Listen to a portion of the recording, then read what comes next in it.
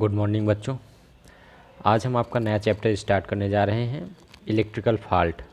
पिछले लेक्चर में आपने देखा था इंट्रोडक्शन ऑफ स्विच गियर, कि स्विच गियर क्या होता है, किस तरह से वह कार्य करता है और कितने क्लासिफिकेशन क्या होता है। हम बात करने जा रहे हैं फॉल्ट, आपका सेकंड चैप्टर है फॉल्ट।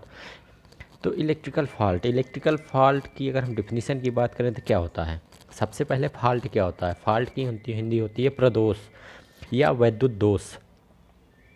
तो वैद्युत दोष क्या होते हैं, जब भी किसी इलेक्ट्रिकल परिपथ में या इलेक्ट्रिकल लाइन में किसी भी प्रकार का कोई दोष उत्पन्न हो जाए जिसकी वजह से हमारी लाइन इंटरप्ट हो जाए या शॉर्ट सर्किट हो जाए या उसमें कोई किसी भी प्रकार की आ जाए अवरोधक उत्पन्न हो जाए उसमें, तो वो चीज़ें सारी फॉल्ट कहलाती हैं। तो हम डिफिनीशन देखेंगे तो किसी वैद्युत शक्ति तंत्र की वांछित राशियाँ वोल्टता, धारा एवं आवृत्ति के परिमाण व दशा में असामान्य परिवर्तन की स्थिति उत्पन्न होने को वैद्युत दोष या इलेक्ट्रिकल फॉल्ट कहते हैं। ठीक है, दोबारा आप लिख सकते हैं, किसी वैद्युत शक्ति तंत्र या किसी पावर सिस्टम की वांछित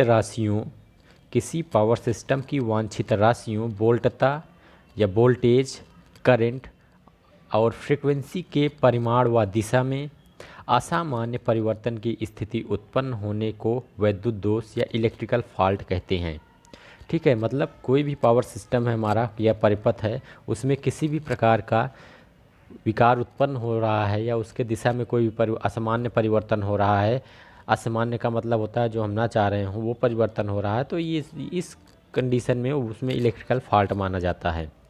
हाँ, इंग्लिश में देखना चाहे तो in an electrical power system fault is defined as the imperfection of electrical circuit due to which current is deflected from the design path. ठीक, एक नॉर्मल कंडीशन अगर कोई आ रही है इलेक्ट्रिकल सिस्टम में, हमारा कोई इक्विपमेंट या डैमेज हो रहा है या डिस्टर्ब हो रहा है, तो नॉर्मल करंट फ्लो करेगा, तो उस कंडीशन में तो हमारे किसी भी सिस्टम में कोई डैमेज नहीं आएगा, कोई भी इक्विपमेंट ख़राब नहीं होगा, हमारा प्रॉपर वर्किंग चलेगी। लेकिन अगर उसमें कहीं भी किसी भी प्रकार का इंटरप्शन है, इंटरप्शन मीन करंट बढ़ गया, वोल्टेज में कुछ हो गया, या कहीं वायर शॉर्ट कर रहा है, या कहीं अर्थिंग ले रहा है, या उसके इंसुलेटर में, कंडक्टर में कोई दिक्कत है, मतलब किसी भी प्रकार की दिक्कत हो रही है उसमें, उस इलेक्ट्रिकल सर्किट में या हमारे पावर सिस्टम में, तो वो हमें जो हम उसका जो यूज कर रहे हैं उसमें हमें वो चीज़ें दिखने लगती हैं कि हाँ कहीं ना कहीं इम्परफेक्शन है, कहीं ना कहीं उसमें एबनॉर्मलिटी है कि जो हमारे सिस्टम को इंटरप्ट कर रही है बार बार। तो वो कंडीशन जो होती हैं वो सारी कंडीशन इलेक्ट्रिकल फॉल्ट की होती हैं। ठीक है, तो इलेक्ट्रिकल फॉल्ट क्या होता है, जब किसी भी पावर सिस्टम या इलेक्ट्रिकल सर्किट में उसकी राशियों मतलब यूनिट, वोल्ट, धारा, एम्पियर, इन सब में कोई असामान्य परिवर्तन हो जाए या इन्परफेक्शन हो जाए या उसमें कोई एबनॉर्मल कंडीशन आ जाए इलेक्ट्रिकल सर्किट में, जिससे हमारा इक्विपमेंट डैमेज हो जाए या उसको डिस्टर्ब होने लगे, नॉर्मल फ्लो करंट का नहीं होता है, और वो चीज़ हमारी इलेक्ट्रिकल फॉल्ट कहलाती है।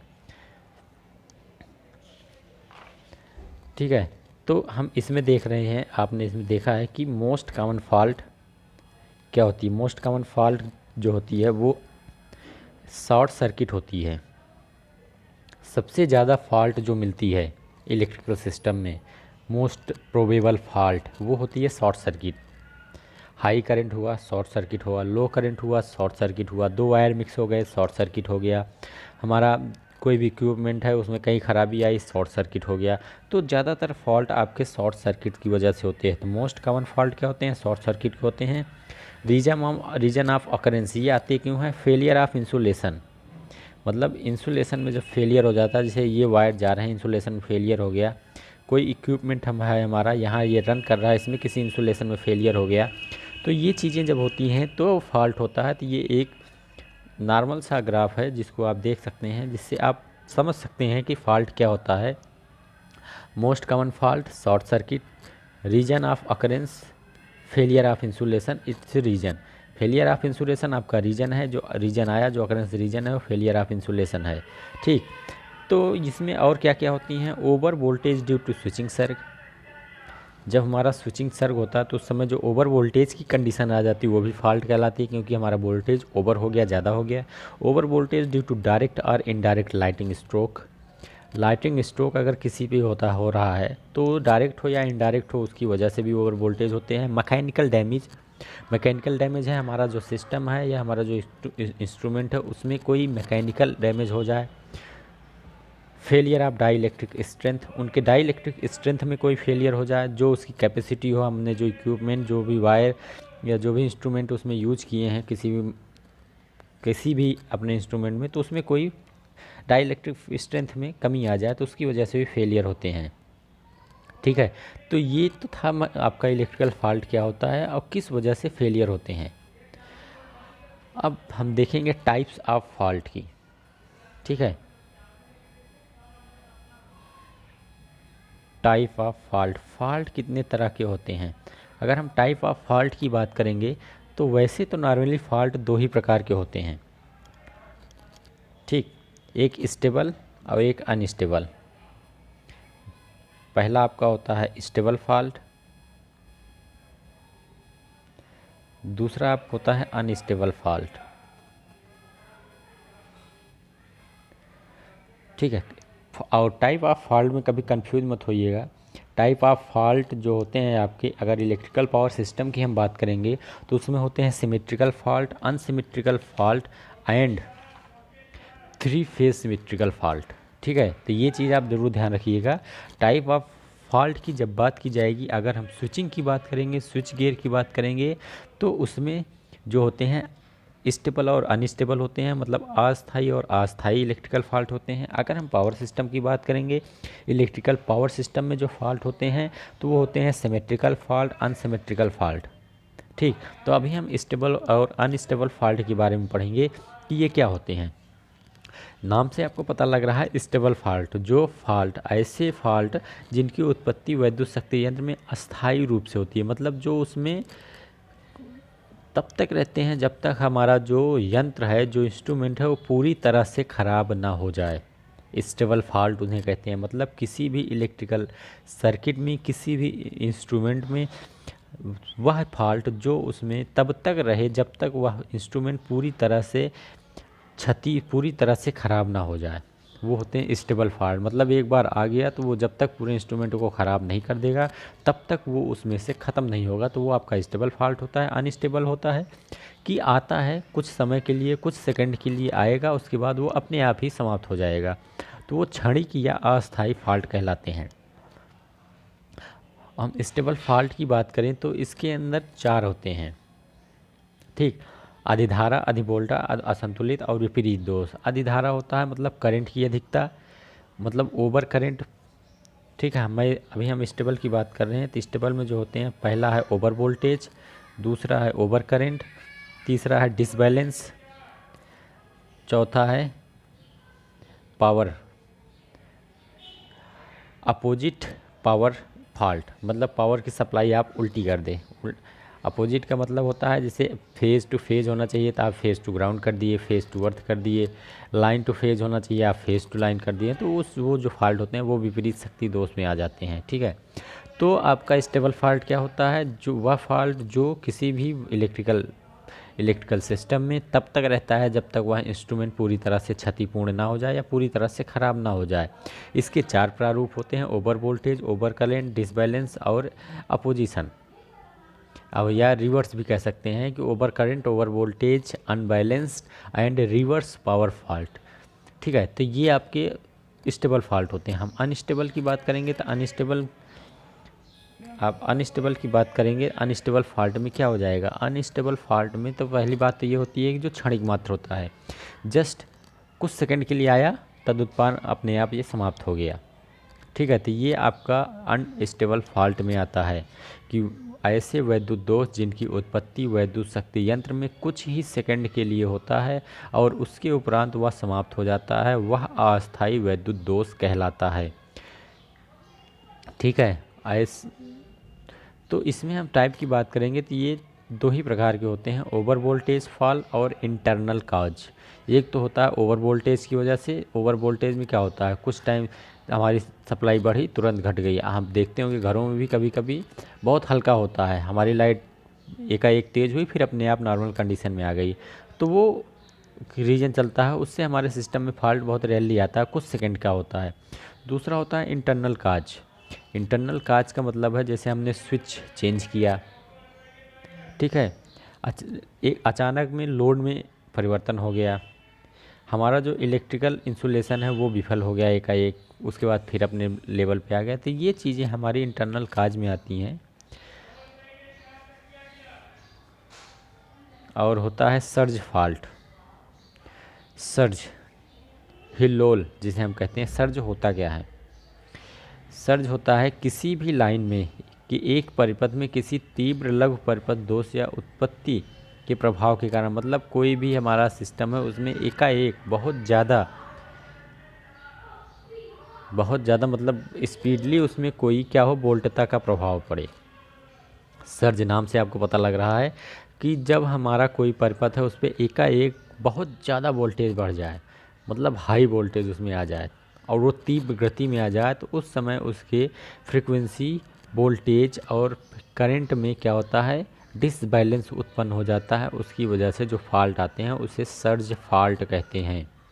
ठीक, तो electrical types of electrical fault क्या होते हैं? Types of electrical parts are two types. First है स्टेबल फॉल्ट, सेकेंड है unstable fault, and stable fault are 4 types: over current fault, under voltage fault, unbalanced fault and reverse power fault.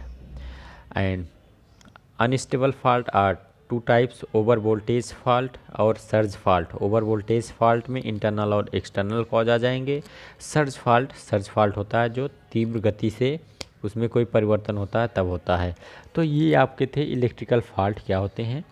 अब मैंने आपको शुरू में बताया था कि पावर सिस्टम में इलेक्ट्रिकल फॉल्ट हम देखेंगे तो उसमें सिमेट्रिकल और अनसिमेट्रिकल भी होता है, तो वो चीज़ आप मत पढ़िए, आप यही पढ़िए स्टेबल और अनस्टेबल फॉल्ट। स्टेबल फॉल्ट कितने टाइप्स का है उसके बारे में, और अनस्टेबल फॉल्ट में कितने टाइप्स हैं ये आप पढ़िए। आपके लिए ये इतना काफ़ी है, क्योंकि आप जिस एग्ज़ाम में बैठेंगे उसमें यही चीज़ें पूछी जाएंगी।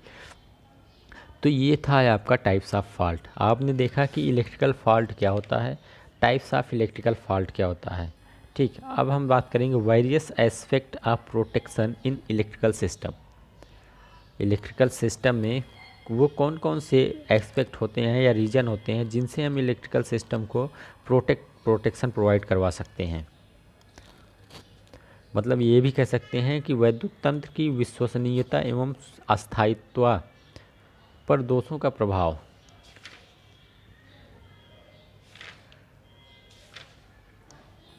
तो क्या होता है वेरियस एस्पेक्ट?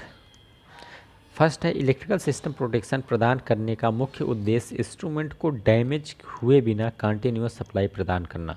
ठीक, मतलब इलेक्ट्रिकल सिस्टम प्रोटेक्शन हम प्रदान कर रहे हैं तो मेन पर्पज़ क्या होता है प्रोटेक्शन प्रोवाइड करवाने का। किसी भी सिस्टम में अगर हम प्रोटेक्शन पर्पज़ प्रोवाइड करवा रहे हैं तो उसका क्या मतलब होता है, हम क्यों प्रोटेक्शन प्रोवाइड कराते हैं।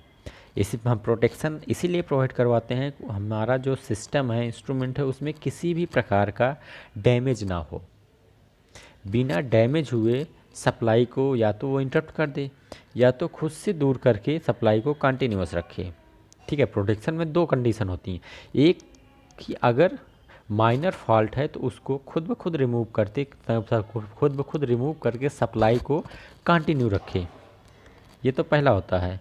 हम दूसरे की बात करेंगे तो उसमें ये हो अगर बहुत बड़ा फॉल्ट है, माइनर फॉल्ट ना हो कि मेजर फॉल्ट है, तो उस कंडीशन में वो सप्लाई को डिस्कनेक्ट कर दे। अगर कोई भी प्रोटेक्शन ये कार्य नहीं कर पा रहा है तो हमें प्रोटेक्शन प्रोवाइड करवाने का कोई मतलब नहीं है, कोई प्रॉफिट नहीं है। If we are given the protection in any system then system are not protected in purely, then why we are give the protection system. तो हम ऐसे ही काम चला सकते हैं। हम प्रोटेक्शन सिस्टम क्यों दे रहे हैं?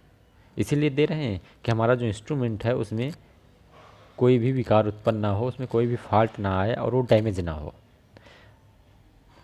तो क्या होता है इलेक्ट्रिकल सिस्टम प्रोटेक्शन प्रदान करने का मुख्य उद्देश्य हमारा क्या होता है कि हमारा इंस्ट्रूमेंट जो है वो डैमेज हुए बिना, इसमें आपकी केवल एक चीज़ लिखी है कंटिन्यूअस सप्लाई प्रदान करना होता है, जरूरी नहीं है। इलेक्ट्रिकल सिस्टम प्रोटेक्शन प्रदान करने का मुख्य उद्देश्य होता है इंस्ट्रूमेंट को डैमेज हुए बिना सब कंटिन्यूअस सप्लाई प्रदान करें या मेजर फॉल्ट की कंडीशन में सप्लाई को डिस्कनेक्ट कर दे।